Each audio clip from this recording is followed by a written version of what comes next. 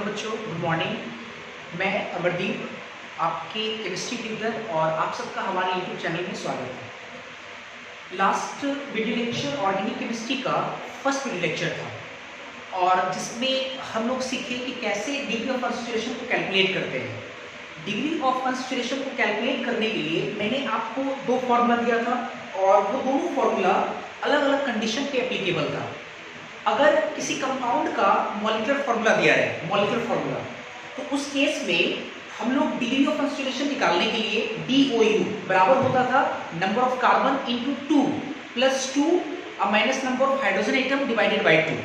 और अगर किसी कंपाउंड का स्ट्रक्चरल फार्मूला दिया है, स्ट्रक्चर संरचना दिया है, तो उस केस में DOU निकालने के लिए जो फार्मूला था वो ये था DOU बराबर number of pi bond plus number of cycle, मतलब पाई बॉन्ड की संख्या और साइकिल की संख्या को कैलकुलेट कर ले, जोड़ दे, जो आएगा वो DOU होगा। यहाँ तक देखिए, कुछ क्वेश्चंस भी किया था हम लोगों ने, और कुछ क्वेश्चन मैंने आपको करने को दिया था जो कि आपके इस बोर्ड पे दिया हुआ है, तो हो सकता है कि आपसे बना हो, और नहीं तो फिर चलो देखते हैं। पहला सवाल ये है, ठीक है। अब इस कंपाउंड का हमको DOU निकालना है, तो आप कंपाउंड को देख करके ये अंदाजा लगाओ कि ये जो कंपाउंड है, इस कंपाउंड का ये जो दिया हुआ है, मॉलिक्यूलर फार्मूला दिया हुआ है या स्ट्रक्चर फार्मूला। अब ये स्ट्रक्चर फार्मूला दिया हुआ है, और अगर स्ट्रक्चर फार्मूला दिया हुआ है तो DOU निकालने के लिए जो हमारे पास सूत्र है वो क्या है, number of pi bond plus number of cycle, pi bond plus cycle. तो पाई बॉन्ड इसमें है नहीं, पाई बॉन्ड कहाँ मिलेगा हमको, जहाँ पे मल्टीपल बॉन्ड होगा। और आप सब जगह देख सकते हैं कि कॉर्नर, ये कॉर्नर और दो कॉर्नर के बीच में एक सिंगल लाइन यूज हुआ है। और अगर दो लगातार कॉर्नर के बीच में अगर सिंगल लाइन यूज हो तो उसको हम बोलते हैं सिंगल बॉन्ड। दो लाइन यूज होता है उसको डबल बॉन्ड बोलते हैं। तो कहीं पर भी मल्टीपल बॉन्ड है नहीं, इसका मतलब पाई बॉन्ड तो है नहीं।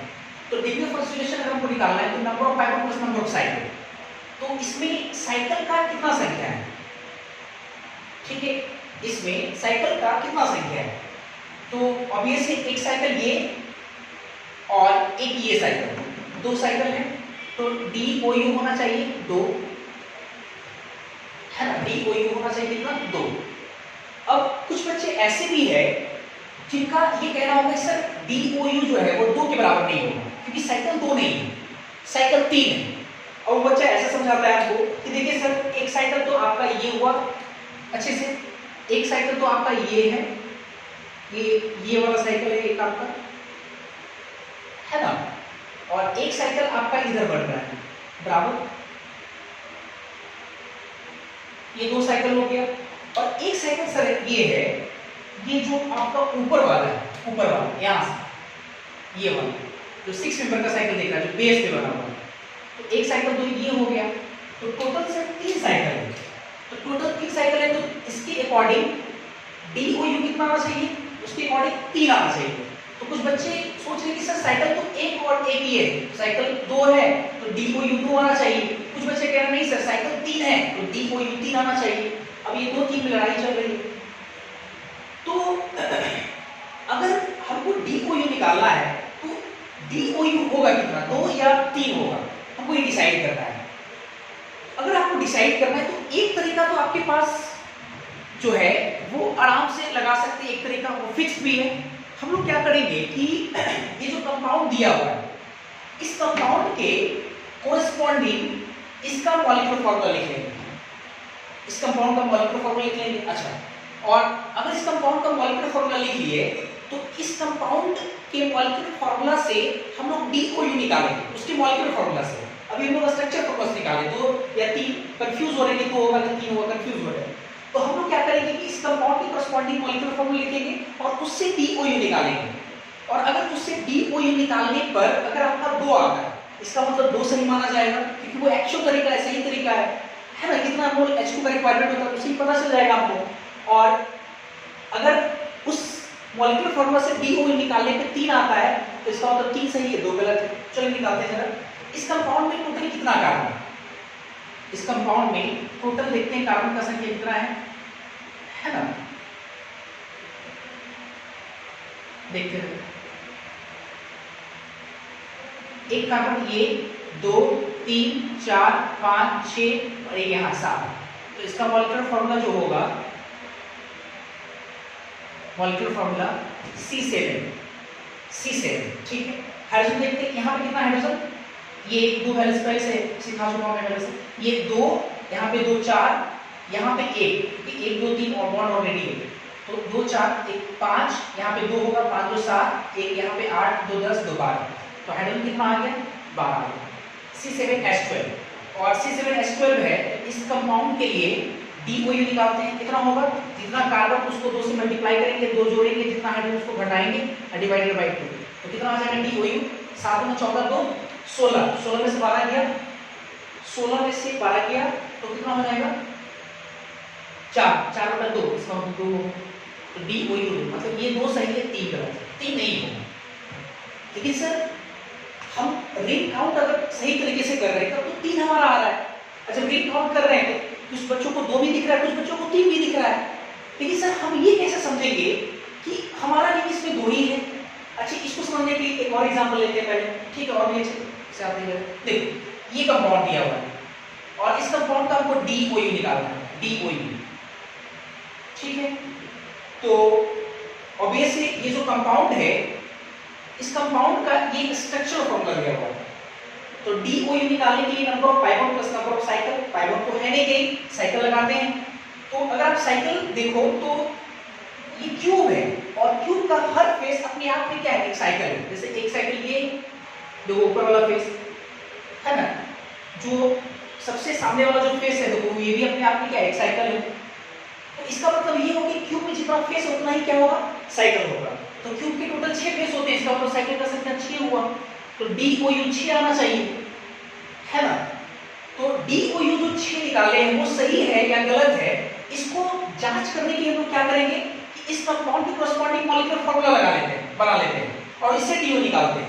अगर DOU निकालने पे अगर 6 आता है तब तो सही बात, नहीं तो फिर प्रॉब्लम है इसमें। देखिए जरा इसमें इसका अगर मॉलिक्यूलर फार्मूला उठाकर अगर देखिए, कार्बन कितना, हर कॉर्नर अपने आप में कार्बन है और क्यूब में टोटल 8 कॉर्नर होता है, इसका मतलब C8 8 कॉर्नर, ठीक है, 4 4 और अब हाइड्रोजन काउंट करते हैं। हाइड्रोजन ग्रुप कहाँ मिलेगा, जहां कार्बन है, कार्बन कहाँ है, कॉर्नर पे, और हर कॉर्नर में तो 3 बॉन्ड ऑलरेडी बना रखा है हर कॉर्नर, इसका मतलब कि हर कॉर्नर के पास एक हाइड्रोजन है। टोटल हाइड्रोजन का संख्या कितना होगा, 8, तो H8 हो गया। अब इससे के कोऑर्डिनेट DOU निकाले तो कितना होगा, 8 × 2 + 2 - 8 डिवाइडेड बाय 2, तो अगर निकालेंगे तो 8 × 16 2 18 - 8 10 10 बटा 2 5। जब आप रिंग काउंट करके लिख रहे हैं तब तो 6 आ रहा है और ऐसे निकाल रहे हैं, इसका मतलब 5 आ रहा है, इसका मतलब 6 नहीं होगा, DOU इसका कितना होना चाहिए, 5 होना चाहिए। तो सर एक प्रॉब्लम ये आ रही है कि सर हम कैसे समझेंगे कि ऐसे क्वेश्चंस में, चूंकि ऐसे क्वेश्चन में आपने कहा कि अगर स्ट्रक्चर फॉर्मूला दिया रहे, तो स्ट्रक्चर फॉर्मूला अगर दिया रहे तो DOU निकालने के लिए हम क्या लगाएंगे, number of cycle plus number of pi bond, pi bond plus cycle, यही ना। तो ऐसे काउंट करें तो प्रॉब्लम क्या है इसमें, प्रॉब्लम तो आप देख सकते हो कि सामने में क्या आ रहा है कि कभी 2 कभी रिंग काउंट कर रहे हैं तो 2 या 3 आ रहा है, कभी इसमें रिंग देख रहे हैं तो 6 आ रहा है, लेकिन जबकि आंसर 5 आ रहा है, तो एक प्रॉब्लम है।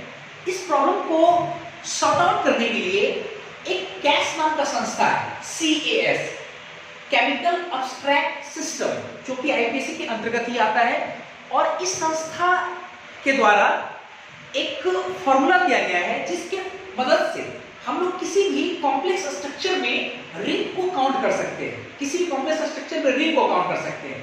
क्लियर है? तो देखते हैं जरा, ये एक फॉर्मूला दिया हुआ कैस के द्वारा, क्या कौन सा फॉर्मूला देखते हैं जरा इसमें, यहाँ पे कैस फॉर्मूला है नंबर ऑफ साइकिल्स या रिंग्स कैपिटल N मान लेते हैं, नंबर ऑफ साइकिल्स क्या नाम, या रिंग्स कैपिटल N मान लिए, ये बराबर होता है number of sigma bond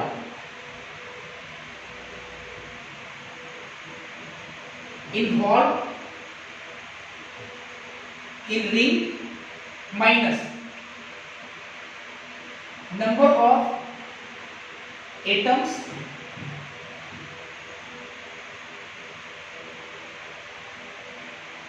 involved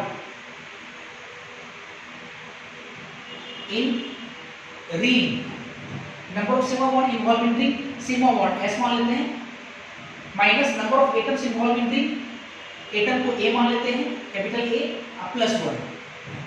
अगर आपको किसी कॉम्प्लेक्स स्ट्रक्चर में रिंग या साइकिल काउंट करना है, n काउंट करना है, तो उसके लिए क्या करना पड़ेगा, number of sigma bond involve in ring, मतलब कि वो सिग्मा बॉन्ड जो कि रिंग में इन्वॉल्व है, रिंग के बाहर वाले सिग्मा बॉन्ड को काउंट नहीं करेंगे, रिंग में इन्वॉल्व सिग्मा बॉन्ड को काउंट करेंगे। तो number of sigma bond involve in ring S minus number of atom involve in ring, मतलब जितना एटम रिंग में इन्वॉल्व हुआ है, रिंग में आया है, उस नंबर ऑफ एटम को काउंट करेंगे, बाहरी एटम को नहीं काउंट करेंगे, प्लस 1। अर्थात अगर इसको सिंबॉलिक फॉर्म में लिखे तो that is capital N number of cycle या रिंग बराबर कितना होगा, number of sigma bond S, number of atom A plus कितना 1, अर्थात n बराबर S माइनस A प्लस 1। अब देखो इसमें लगाओ, आराम से आएगा, आपको ये नहीं लगाना है स्ट्रक्चर फॉर्मूला के डी जो लगाते थे, number of pivot plus number of cycle नहीं लगाएंगे, क्योंकि ये कॉम्प्लेक्स स्ट्रक्चर है, और ऐसे कॉम्प्लेक्स स्ट्रक्चर में हम लोग क्या करेंगे, रिंग को अगर काउंट करना है तो हम लोग कैस के अकॉर्डिंग जो फॉर्मूला दिया गया है ये लगाएंगे। अब इसमें जरा लगाते हैं हम लोग कैस के अकॉर्डिंग, अगर इसमें आप फॉर्मूला लगाओगे तो नंबर ऑफ एटम जरा लगाते हैं यहाँ पे, यहाँ इसके लगाते हैं, तो नंबर ऑफ रिंग काउंट करने का तरीका जो है n बराबर कितना होता है S minus A plus 1। Sigma bond तो कितना है, 1 सिंगल बॉन्ड, 2 रिंग में जो इन्वॉल्व हुआ है, 3 4 5 6 7 1 8 8 सिग्मा बॉन्ड माइनस। अच्छा एक चीज बताओ कि यहाँ भी तो हाइड्रोजन है, सिंगल बॉन्ड हाइड्रोजन, लेकिन इस सिंगल बॉन्ड सिग्मा बॉन्ड होता है, लेकिन ये वाला सिग्मा बॉन्ड को हम काउंट नहीं करेंगे क्योंकि वो रिंग का हिस्सा नहीं है। तो 8 हो गया सिग्मा बॉन्ड माइनस A, ये मतलब एटम, तो 1 2 3 4 5 6 1 7 प्लस कितना 1, तो देखो 2 आ गया आपका, 2 आया नंबर ऑफ रिंग, और डी ओ यू भी इसका 2 सही है। अच्छा इस केस में जरा निकालते हैं n नंबर ऑफ साइकिल या नंबर ऑफ रिंग 5 आना चाहिए, देखते हैं जरा। Number of sigma bond involve in ring, sigma bond 1, ये सिग्मा बॉन्ड 2 3 4, मतलब आप ये कह सकते हैं क्यूब का जो है हर एज जो है अपने आप में सिग्मा बॉन्ड है, और क्यूब का टोटल कितना एज होता है 12, तो 12 माइनस एटम, कॉर्नर एटम है, कॉर्नर कितना होता है 8 प्लस कितना 1, तो 12 1 13 8 गया तो 5, इसलिए देखो आपका जो डी हुई वो 5। इसमें भी हम लोग कैसे रिंग काउंट करेंगे, है ना, इसमें कोई पाइवट नहीं है, तो रिंग काउंट करने के लिए n बराबर कितना लिखेंगे, n बराबर हो जाएगा S माइनस A प्लस 1, तो S कितना सिग्मा बॉन्ड काउंट करेंगे, इसी तरह गिनती करेंगे यहाँ पे 1 2, बढ़िया से यहाँ से करते हैं 1 2 3 4 5 6 7 8 9 10 11 12 13 माइनस एटम 1 2 3 4 5 6 7 8 9 10 11 अब प्लस कितना 1, 13 14 11 3, देखो इसका डी ओ यू भी कितना हो जाएगा 3 आ जाएगा, क्योंकि रिंग 3 आया, पाइवट तो है नहीं, तो डी ओ यू बराबर कितना होगा, number of pivot plus number of cycle, और मैंने आपको पहले ही बोला कॉम्प्लेक्स स्ट्रक्चर में साइकिल कैलकुलेट करने के लिए तरीका बताया, 3 हो जाएगा। फिर इसके बाद देखते हैं क्वेश्चन नंबर 4 में, ये सवाल मिला, इसमें भी पहले सबसे पहले रिंग काउंट करेंगे हम लोग कैस के according, and number of sigma bond involve in ring, देखते जरा 1 2 है ना, एक ये 3 4 5 6 7 8 9, टोटल 9 है 9 माइनस एटम 1 2 3, ये एटम नहीं, यहाँ पे कट नहीं किया, ऊपर से है ना, ये प्रिज्म जैसा है आपका, ऐसे ट्रायंगल ऐसे बना हुआ है, फिर ऐसे करके एक ट्रैक मतलब लगा हुआ है इस प्रकार से, ठीक है, ये ऊपर से जा रहा है, ये कट नहीं गया यहाँ पे। तो एटम अगर काउंट करें तो 1 2 3 4 5 6, तो 6 प्लस 1 10 6 4 हो जाएगा, इसका मतलब डी ओ यू कितना होगा, डी ओ यू भी 4 हो जाएगा, ठीक।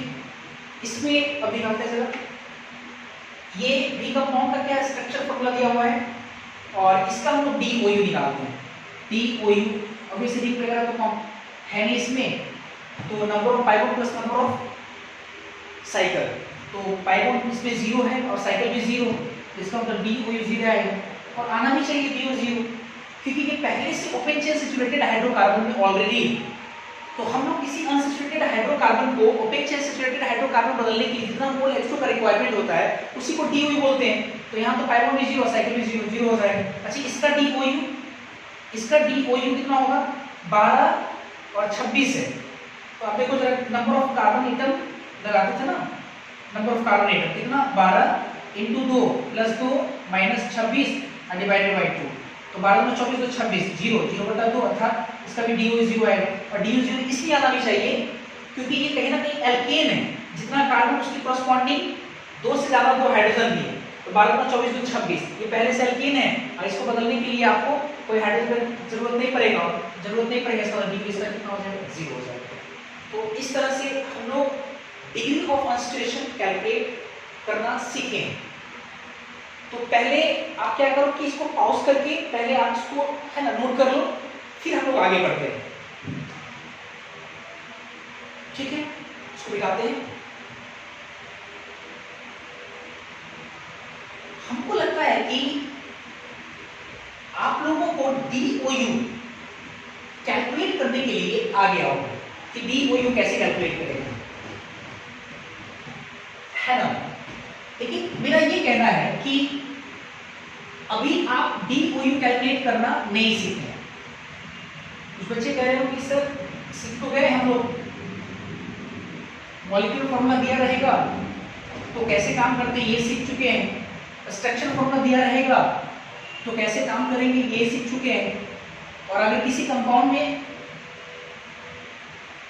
काफी कॉम्प्लेक्स स्ट्रक्चर दिया रहेगा किसी कंपाउंड का, तो उसमें पहले दिन कैसे कैलकुलेट करेंगे ये भी सीख गए। तो इससे DOU तो पूरी तरह से सीख गए।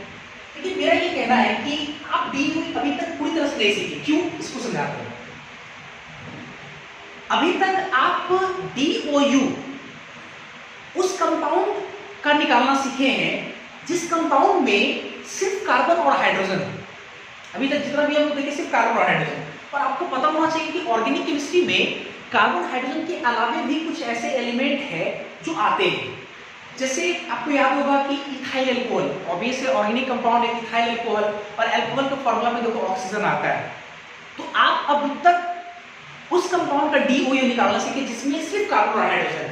लेकिन आपको पता होना चाहिए कि ऑर्गेनिक केमिस्ट्री में हाइड्रोजन और कार्बन के अलावा भी कुछ ऐसे एलिमेंट है जो फ्रीक्वेंटली इस्तेमाल होते हैं। जैसे कार्बन हाइड्रोजन के अलावा जैसे नाइट्रोजन, फास्फोरस भी आ सकता है, oxygen, sulphur, fluorine, chlorine, bromine, iodine.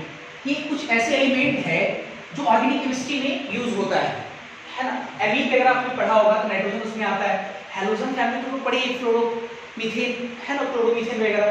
तो ये कुछ ऐसे एलिमेंट है जो कि ऑर्गेनिक केमिस्ट्री में आते हैं। ठीक है, तो अब तक आपने सिर्फ उन्हीं कंपाउंड का DOU निकालना सीखा जिसमें सिर्फ कार्बन और हाइड्रोजन। तो सवाल ये है कि सर अगर कार्बन हाइड्रोजन के अलावे अगर कोई तीसरा एलिमेंट हो तो उस केस में DOU कैसे निकालना सीखेंगे या कैसे निकालेंगे। तो यहां से भी हम लोग 2 केस लेंगे। कैसे लेंगे 2 case?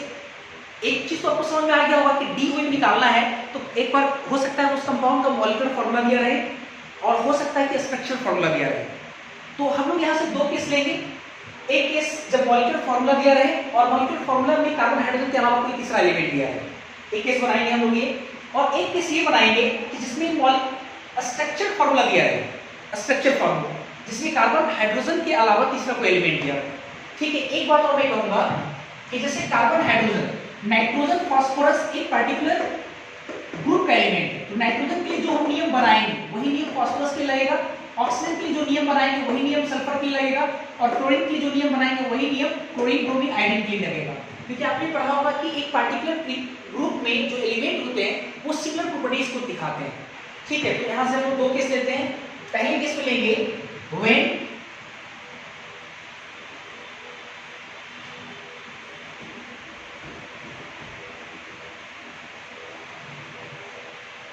structure formula is given। जब स्ट्रक्चर फॉर्मूला दिया रहे तो कैसे निकालेंगे DOU, और when molecular formula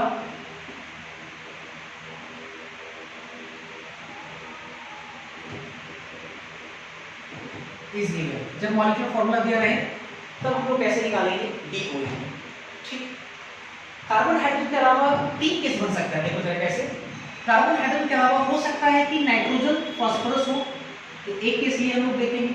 हो सकता है कि ऑक्सीजन हो या सल्फर हो, और हो सकता है कि हैलोजन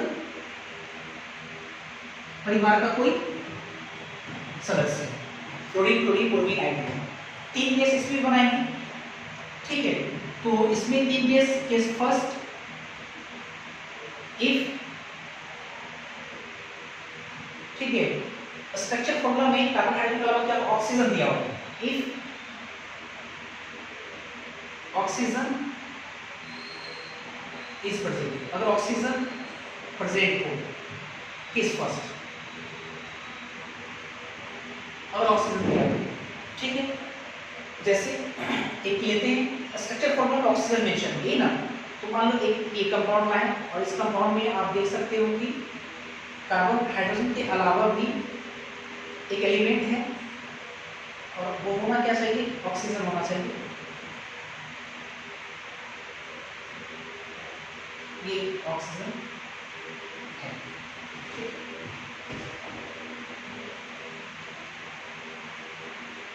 ये ठीक है, इफ ऑक्सीजन इज प्रेजेंट। अच्छा, थोड़ा नजदीक देखते हैं, नीचे भी लिखा है सर।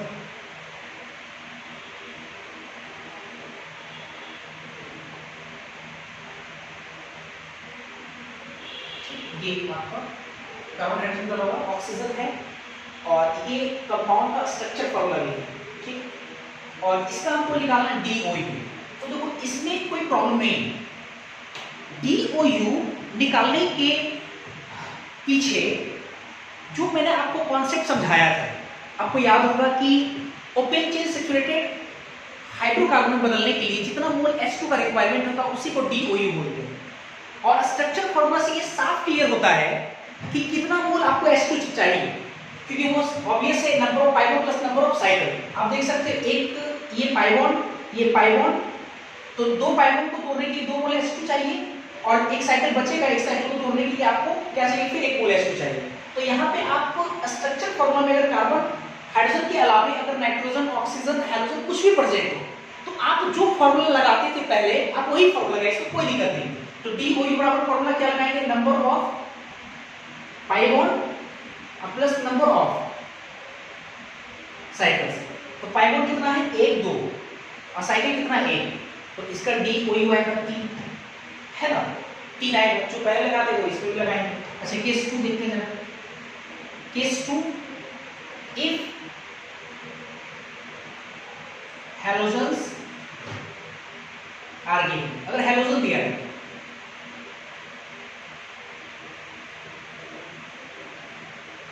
हैलोजन दिया है, हैलोजन मतलब क्लोरीन फ्लोरीन ब्रोमीन आयोडीन, ये सब दिया है। तो एक कंपाउंड लेके आते हैं, जैसे मान लो कि ये मैंने एक कंपाउंड लाया, और इस कंपाउंड में ये CF3 है ना, फ्लोरीन लेके आए, 3 फ्लोरीन, और अब इसका DOU निकालना है। तो स्ट्रक्चर फॉर्मूला दिया हुआ है, DOU निकालने का फॉर्मूला होता है number of pi bond plus number of cycles. तो लगाते हैं जरा, पाई बॉन्ड कितना, 3 पाई बॉन्ड है ना, 1 2 3, और साइकिल कितना, 1 साइकिल, तो 3 1 4। इसका DOU कितना हो जाएगा, 4। इसके पीछे ये कॉन्सेप्ट है, आप लोगों को पाई बॉन्ड को तोड़ना है और ओपन चेन, सॉरी एल्केन बनाना है, सैचुरेटेड हाइड्रोकार्बन बनाना, और ओपन चेन बनाने के लिए साइकिल को तोड़ना पड़ेगा। अब ये से 3 1 4 चाहिए। ठीक है, 4 प्लेस चाहिए, इसका DOU 4। ठीक है, इसके बाद इतनी केस है।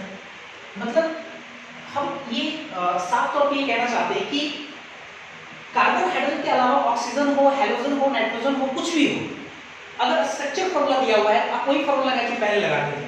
Case third, if nitrogen is present, अगर नाइट्रोजन प्रेजेंट, इसका हम प्रूफ भी देंगे, वेट करो, नाइट्रोजन इज प्रेजेंट।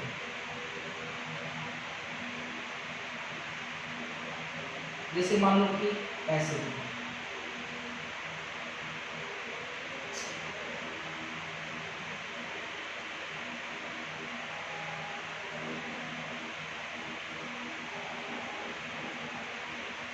ये, ठीक है, हाइड्रोजन रिप्रेजेंट। तो इसमें अगर हमको DOU निकालना है तो DOU बराबर कितना होगा, number of pyrone plus number of cyclin. Pyrone कितना 1 2 3, साइक्लिन कितना 1, तो इसका भी DOU कितना आएगा 4 है, इसका DOU 4 आ जाएगा, ठीक है। इसमें तो कोई नियम है नहीं। अब इसमें देखते हैं हम लोग केस फर्स्ट, बढ़िया से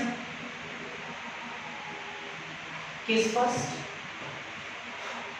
में अगर मान लो इफ ऑक्सीजन इज प्रेजेंट, अगर ऑक्सीजन प्रेजेंट तो एक ऐसा मॉलिक्यूलर फॉर्मूला लेके आते हैं जिसमें ऑक्सीजन प्रेजेंट हो।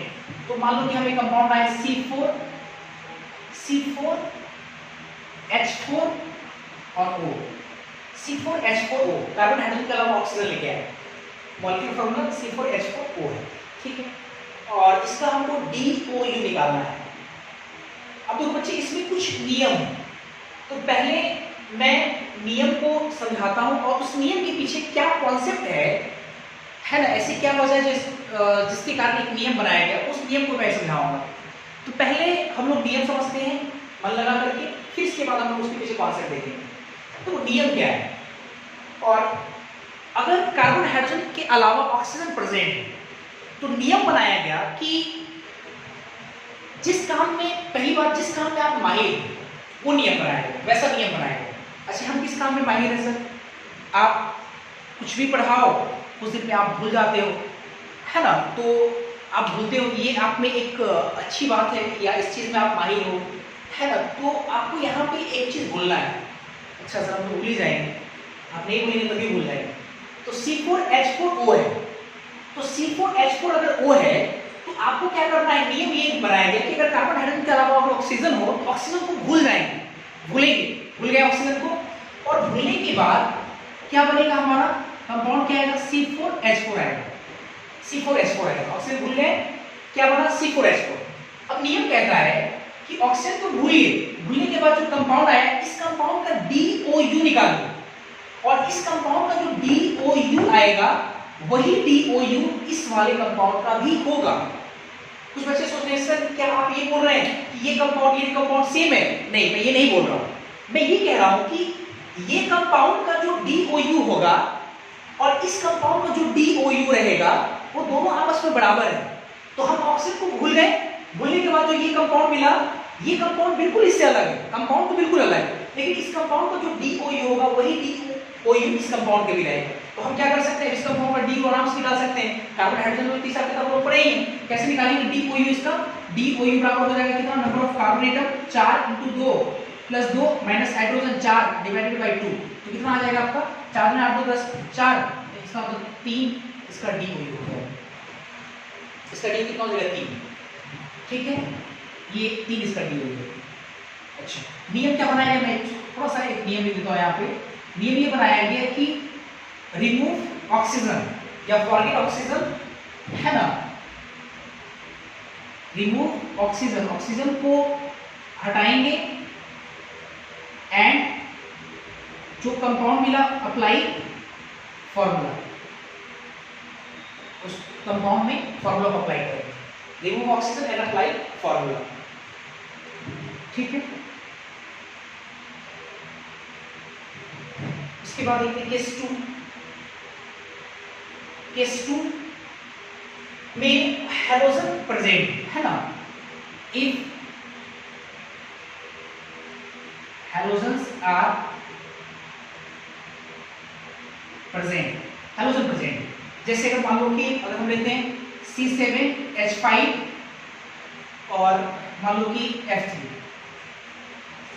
अपने मन से लाइन C7H5F3, और इस केस में तो वो नियम क्या बनाया गया कि अगर कार्बन हाइड्रोजन के अलावा अगर हैलोजन हो, halogen chlorine fluorine bromine iodine अगर ऐसा कुछ है, तो हैलोजन को हम लोग पहले क्या करेंगे, जितना हैलोजन है, बढ़िया से नियम समझेंगे पहले, हैलोजन केस में जितना हैलोजन है उतने नंबर में हाइड्रोजन को ऐड करेंगे, ऐड, हैलोजन कितना है यहाँ पे, फ्लोरीन कितना है 3 है, तो 3 हाइड्रोजन को क्या करेंगे, ऐड करेंगे अपने मन से, और फिर हैलोजन को भूलेंगे, और फिर क्या करेंगे, उसके जगह पे फिर फॉर्मूला लगाएंगे, उसके साथ फॉर्मूला लगाएंगे, मतलब ये 3 हाइड्रोजन को क्या करेंगे, +3 हाइड्रोजन को हम लोग जोड़ेंगे, इसकी जगह पे, और इसको लोग भूलेंगे तो इसके करस्पॉन्डिंग हमारे पास फॉर्मूला क्या मिलेगा, C7H5 पहले से 3 ऐड किए 5 3 8, और इसमें फॉर्मूला लोग लगा देंगे DOU का।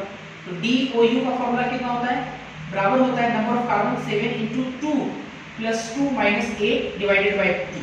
7 × 14 2 16, 8 × 10/2 5। इसका DOU 5 निकल के आ जाएगा। तो हमने नियम क्या बनाया, नियम बनाया add equal number of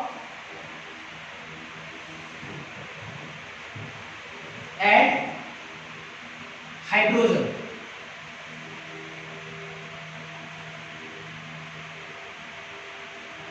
equal number of halogen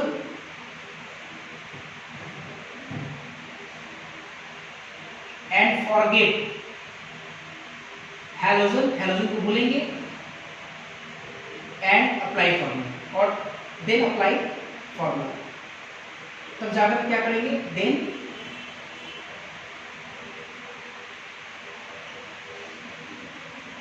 formula को अप्लाई करेंगे। ठीक है, कि इसके लिए बनाया है, इसके लिए हाइड्रोजन प्रेजेंट हो। Case third, if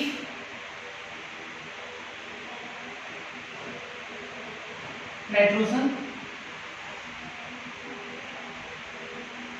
is present, अगर नाइट्रोजन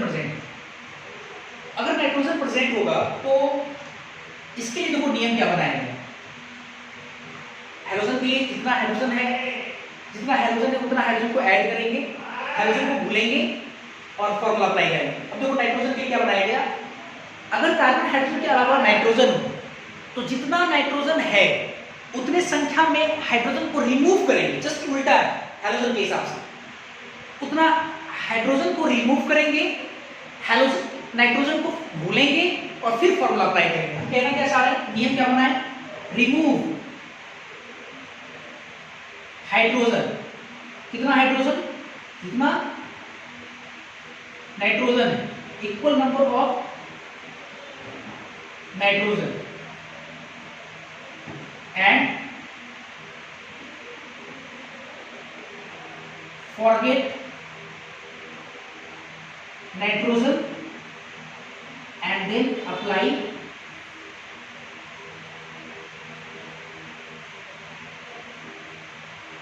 फॉर्मूला।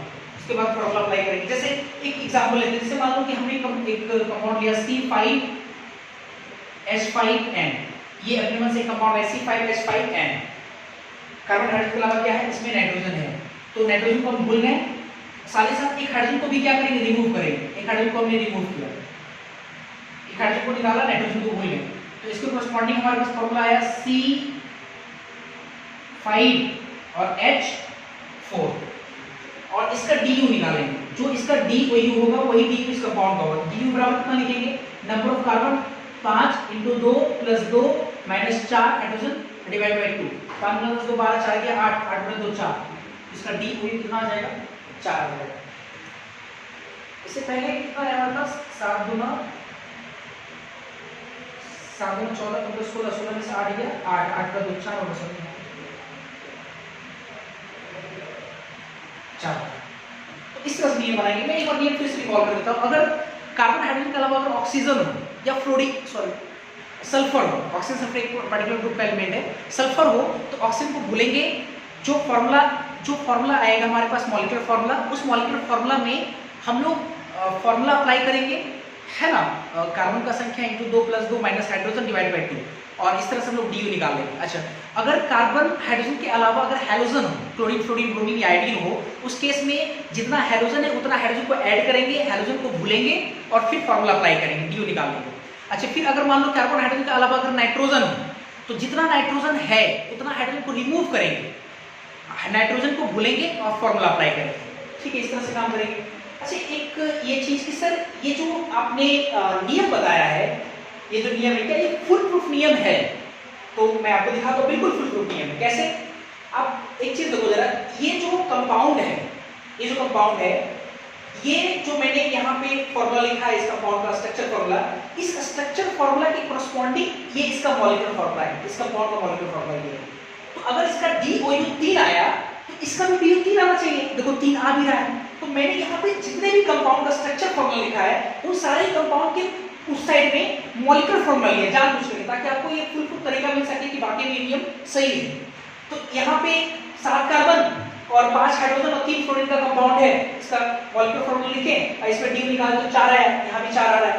अब ये कंपाउंड है, इस कंपाउंड का ये मॉलिक्यूलर फॉर्मूला है, इसका 4 आ रहा है, देखो इसका भी 4 आ रहा है। तो इससे पता चल रहा है कि कहीं ना कहीं जो नियम बनाए गए हैं वो सटीक नियम है और उसको ध्यान रखना है। अगर मान लो नियम हम कभी भूल गए, नियम अगर कभी भूल गए, उसका भी मेरे पास एक तरीका है ना, कभी हो सकता है भूल गए। तो पहले आप इसको नोट करो, मैं थोड़ा सा आपको तरीका समझाऊंगा कि वो तरीका क्या है। आप इसको पहले नोट करो, पॉज करके आप इसको तेज पर नोट कर ले, फिर हम लोग देखते हैं। थोड़ा सा मैं यहाँ पे डाल रहा बस, और यहाँ भी देखते हैं जैसे क्यों हम लोग ऑक्सीजन को भूलते हैं, है ना। ऐसा क्यों नियम बनाया गया कि अगर कार्बन हाइड्रोजन के अलावा अगर ऑक्सीजन हो तो ऑक्सीजन को भूलेंगे। तो जरा देखते हैं, जैसे समझने के लिए हम एक साधारण कंपाउंड लाते हैं जिसमें ऑक्सीजन हो, सिंपल कंपाउंड लाते हैं जिसका हमको थोड़ा बहुत स्ट्रक्चर आता हो, पता हो। जैसे मिथाइल अल्कोहल बिल्कुल सबसे छोटा कंपाउंड है और आराम से हम लोग जानते भी हैं CH3OH, है ना, CH3OH मिथाइल अल्कोहल, ठीक है। और इसका स्ट्रक्चर देखें तो HHHOH यही होता है। अब एक चीज देखो जरा कि ऑक्सीजन है, तो अगर मान लो कि हम ऑक्सीजन को अगर भूल गए, ऑक्सीजन को हटाते हैं, ठीक है, तो ऑक्सीजन को हटाने से क्या होता है, भूलने से क्या होता है कि जो हमारे पास मिलेगा पार्ट वो मिल रहा है। ऑक्सीजन को हटाएंगे, एक कार्बन से फ्री वैलेंसी हो गया, एक हाइड्रोजन से फ्री वैलेंसी हो गया। जैसे ऑक्सीजन को हटाएंगे, है ना, ऑक्सीजन को हटाते हैं यहाँ से, तो हुआ कि एक कार्बन फ्री वैलेंसी, एक हाइड्रोजन फ्री वैलेंसी। और देखो जरा कार्बन हाइड्रोजन फ्री वैलेंसी जब आपस में जोड़ ले रहा है तो देखो कंपाउंड सेटिस्फाई कर जा रहा है, मतलब किसी तरह का कोई दूसरा काम करने की जरूरत नहीं पड़ती। और अब देख सकते हैं जो DOU इस कंपाउंड का है वही DOU इस कंपाउंड का, इसका भी 0, इसका भी 0। और दूसरी बात ये कि अगर ऑक्सीजन को हटाते हैं तो उसके एवज में उसको बैलेंस करने के लिए हमको हाइड्रोजन में किसी तरह कोई छेड़छाड़ नहीं करना पड़ रहा है, क्योंकि एक हाइड्रोजन फ्री वैलेंसी है, एक कार्बन पे वो आपस में जुड़ जा रहा है। अच्छा, और देखते हैं जरा, अगर मान लो कि हाइड्रोजन लेके आते हैं तो उसमें क्यों हाइड्रोजन जोड़ते हैं, बीच में आ जाएगा। जैसे मिथाइल फ्लोराइड लेके आते हैं, जैसे मान लो CH3F लेके आते हैं, छोटा कंपाउंड लेके आते हैं फर्स्ट बनने के लिए। अब देखो इसमें C बॉन्डिंग देखिए, H ये फ्लोरीन। तो अगर मान लो कि फ्लोरीन को हम लोग भूल गए, फ्लोरीन को हटा दें, F को जैसे ही हटाओगे तो होगा क्या कि F को हटाने के बाद एक कार्बन से फ्री वैलेंसी आ जाएगा। तो इसको आपको नहीं लगता है कि इस कार्बन को के पास एक फ्री वैलेंसी हो गया, इसको सेटिस्फाई करने के लिए आपको जैसे फ्लोरीन को हमने हटाया, जितना हटाया आपने हाइड्रोजन को, आपको उतना हाइड्रोजन को ऐड करना पड़ेगा। देखो जैसे एक हाइड्रोजन को ऐड किए तो एक हाइड्रोजन के साथ जुड़ करके अब देखो जो कंपाउंड बना, इस कंपाउंड को वही DOU जितना कि इस कंपाउंड का होगा, है भी 0, इसका भी 0। तो कहीं ना कहीं फ्लोरीन जब हटाएंगे एक वैलेंसी फ्री हो गया, इसलिए हमको हाइड्रोजन जोड़ना पड़ता है। नाइट्रोजन की केस की तरह देख लो, नाइट्रोजन का हम लोग लेके आते हैं मिथाइल अमीन CH3NH2, ये आपको क्लियर हो जाएगा, CH3NH2 है ना, मिथाइल अमीन। तो इसका अगर स्ट्रक्चर देखें तो H नाइट्रोजन H। अब मान लो कि ये नाइट्रोजन हम यहाँ भूल रहे हैं, जैसे नाइट्रोजन को भूलेंगे, हटाएंगे, रिमूव करेंगे, जैसे नाइट्रोजन को हटाएंगे तो क्या होगा कि एक कार्बन से फ्री वैलेंसी आएगा और 2 हाइड्रोजन से फ्री वैलेंसी आएगा, है ना। ये एक हाइड्रोजन तो एक कार्बन के साथ ये है ना बना करके क्या कर लेगा, एक कंपाउंड बना लेगा। देखो कंपाउंड सेटिस्फाई हो गया, लेकिन एक हाइड्रोजन छूट जा रहा है। इसलिए क्या करते हैं, नाइट्रोजन के केस में जितना नाइट्रोजन को रिमूव करेंगे उतना ही हमको हाइड्रोजन को भी क्या करना पड़ेगा, रिमूव करना पड़ेगा, ताकि फॉर्मूला सेम रहे, ताकि जो कंपाउंड मिले उसका DOU कंपाउंड का DOU से मैच कर जाए। इसलिए ऐसा नियम बनाया गया। उम्मीद करता हूँ या मेरा ख्याल है कि आपको ये सारी बातें समझ में आ गया हो। तो इसके बाद मैं आपको कुछ क्वेश्चन देता हूँ करने के लिए, जिसमें कार्बन हाइड्रोजन के अलावा ऑक्सीजन रहेगा, है ना, कार्बन हाइड्रोजन के अलावा ऑक्सीजन रहेगा या नाइट्रोजन होगा या हैलोजन होगा, उसके DU को आपको कैलकुलेट करना है।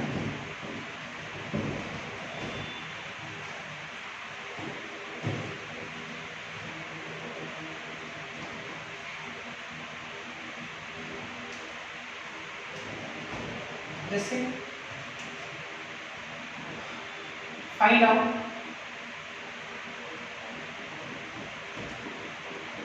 डी। पहला सवाल C8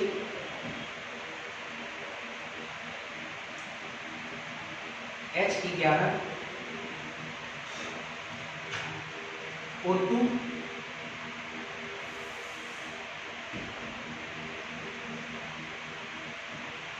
N3।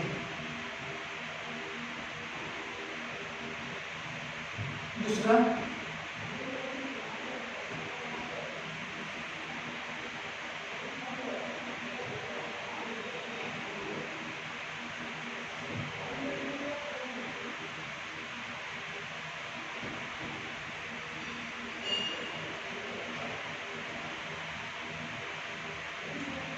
तीसरा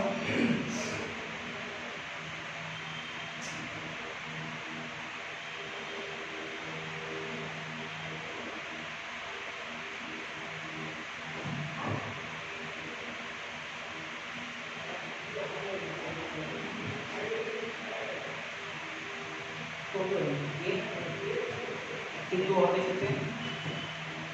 चौथा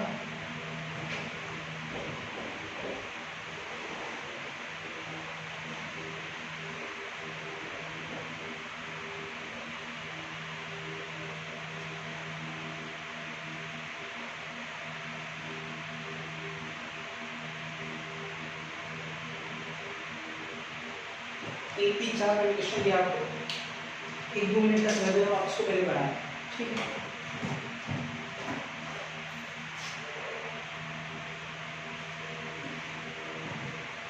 आई होप कि क्वेश्चन बन गया होगा, फिर भी एक बार आप लोग मिला लेंगे। देखते हैं जरा। क्वेश्चन है C8 H11 O2 N3। बहुत सारे बच्चे तो ये सोच रहे हैं कि सर आपने जो नियम बताया वो तो अलग अलग है ना, 3 केस बताया था आपने, मतलब अलग अलग एलिमेंट्स के लिए बताया था। दिक्कत क्या है, अगर सारे जो एलिमेंट्स है अगर एक ही में, अगर मान लो कि ऐड है ऑक्सीजन नाइट्रोजन एसिड वगैरह एक ही में है, तो दिक्कत क्या है, जैसे हम लोग लगाते हैं तो वैसे ही लगाएंगे, है ना। जैसे देखते हैं जैसे C8 H11 O2 N3, तो O2 केस में ऑक्सीजन को भूल जाते थे, काट दिए इसको, और नाइट्रोजन के केस में नाइट्रोजन को भूलेंगे, लेकिन तीन उसके साथ 3 हाइड्रोजन को भी भूलना पड़ेगा, 3 हाइड्रोजन को भी भूलना पड़ेगा। 3 हाइड्रोजन यहाँ से निकालेंगे, है ना। तो इसकी क्रॉसपॉन्डिंग हमारे पास फॉर्मूला क्या आएगा, इसकी क्रॉसपॉन्डिंग हमारे पास फॉर्मूला क्या आएगा, C8 और 3 तो H8 ये आएगा, और इसका जो डी निकालेंगे वही उसका डी बराबर कितना हो जाएगा, 8 × 2 + 2 - 8 / 2, 8 × 16 = 18, 8 10 5, इसका 5 आंसर है ना। इसमें देखिए जरा, इसमें तो कोई दिक्कत है नहीं, नियम लगाना नहीं है, इसमें number of pi bond plus number of cycle count करना है, तो डी OG बराबर number of pi bond plus number of cycles. Pi bond कितना है, 1 2 3 4, 4 दिख रहा है आपको, बिल्कुल 4, प्लस नंबर ऑफ साइकिल 1 और 2 साइकिल्स, तो आंसर आना कितना चाहिए, 6 नहीं होगा। देखो जरा अच्छे से, 6 नहीं होगा तो समझते हैं ऐसे, जो आपने 1 2 3 4 पाइबॉन काउंट किया तो 4 नहीं है, ये CHO याद करो 10th क्लास में, CHO एल्डिहाइड ग्रुप होता है, CHO, और एल्डिहाइड को जब हम स्प्लिट करेंगे स्ट्रक्चर फॉर्मूला तो आप लिखेंगे तो C डबल बॉन्ड OH, तो कहेंगे कि C डबल बॉन्ड OH को होते हैं, यहाँ पर भी एक पाइबॉन है, यहाँ पर भी पाइबॉन एक आएगा, और एक जो पाइबॉन आएगा इस पाइबॉन को जब काउंट करेंगे तो 3 1 4 1 5 हो जाएगा, प्लस 2 5 2 7, ये 7 इसका आंसर होगा, ठीक है। इसमें देखते जरा कार्बन, ये है ना आपका मॉलिक्यूलर फॉर्मूला दिया हुआ है, इसमें नियम याद होगा आपको, कार्बन हाइड्रोजन देखो हैलोजन है, क्लोरीन फ्लोरीन, जितना है क्लोरीन उसको काटेंगे और उतना हाइड्रोजन ऐड करेंगे, प्लस 2 हाइड्रोजन फ्लोरीन, ये भी हाइड्रोजन इसको काटेंगे, तब जब एक हाइड्रोजन को ऐड करेंगे प्लस एक हाइड्रोजन, ऑक्सीजन को सीधा सीधा भूल जाएंगे, सादा सादा नाइट्रोजन, जितना नाइट्रोजन है उतना हाइड्रोजन को भूलेंगे, 2 हाइड्रोजन। तो मेरे को लगता है कि ये ओवरऑल आपने एक हाइड्रोजन इसमें ऐड किया, तो इसकी कॉरस्पॉन्डिंग फार्मूला कितना हो जाएगा, C12 और H12, सॉरी ये तो कटेगा, C12 H14 H14 और इसका डी ओ निकाल लेते हैं। डी ओ बराबर 12 into 2 plus 2 minus 40 divided by 2। 12 24 2 26, तो 26 में से 14 गया तो 12, 12 बटा 2 6। इसका डी ओ 6 आ गया। अच्छा, इसमें ये तो स्ट्रक्चर फॉर्मूला दिया हुआ है, इसका डी बराबर number of pivot plus number of cycles. तो पाइवट कितना है 1 2 3, साइकिल कितना है 2, तो 3 2 कितना होना चाहिए 5, 5 नहीं होगा। कई बार मैं कह रहा हूं कि आपको थोड़ा सा एग्जामिनर जो है आपको मिसगाइड करने की कोशिश करेगा। जैसे कुछ हाइट करके आपको पाइवट दिखाएगा, जैसे ये सी एन है, तो सी एन के बीच में ट्रिपल बॉन्ड एन होता है, C triple bond N cyanide. ठीक है, cyanide C triple bond N कैसे, तो आप ऐसे समझ सकते हैं कार्बन 4 बॉन्ड बनाता है और नाइट्रोजन 3 बॉन्ड बनाता है, तो कार्बन नाइट्रोजन के बीच में ऐसा होना चाहिए बॉन्डिंग, तभी तो कार्बन 4 को बना पा रहा है, एक इधर और 3 नाइट्रोजन के साथ, नाइट्रोजन 3 बॉन्ड बना रहा है तीनों कार्बन के साथ, है ना। तो ट्रिपल बॉन्ड में 2 पाई बॉन्ड, इसका मतलब यहाँ पर 2 पाई बॉन्ड है, एक 3 पाई बॉन्ड, एक 4, एक 5, तो यहाँ पे 5 पाई बॉन्ड आएगा, 2 साइकिल आएगा, साइकिल तो 2 ही और 5 2 7 7 इसका आंसर होगा। ठीक है, ये अब आप जाकर के पूरी तरह से DOU निकालना सीख गए। ठीक है, इसके बाद हम लोग अगली क्लास में देखते हैं। अच्छा।